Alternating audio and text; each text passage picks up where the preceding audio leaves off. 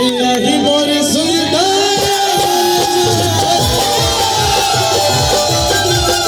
यही मोर सुल्तान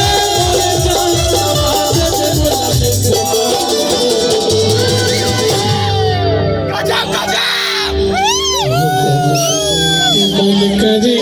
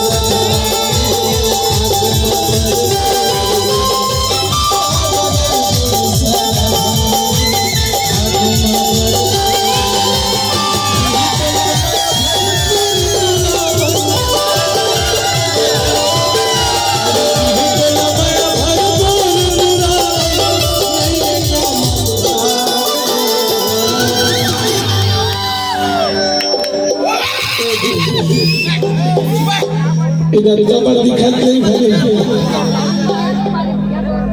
भारी है ले तो जगह थोड़ा बहुत मोरो गांव की नारी मल्ला अगर ये जगह ही लोग का जगह दे दिया ले ना तो मोरो थोड़ा सा चलो चलो चलो कथा गांव की नारी मन को देख चलो चलो सब चलो मैं इसी से कहना सब किसी से कहूँगा आशीर्वाद दो तेरे गांव में आप लोग के गांव में पहली बार आए हैं एकदम दिल खोल के आशीर्वाद दो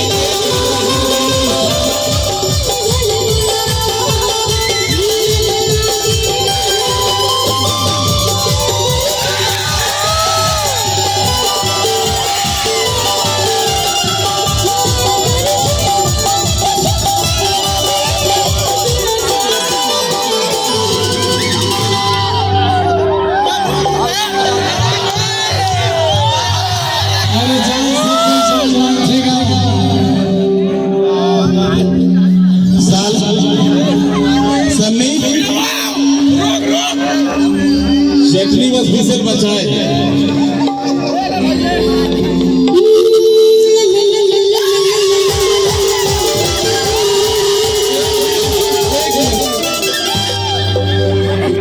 कुसुम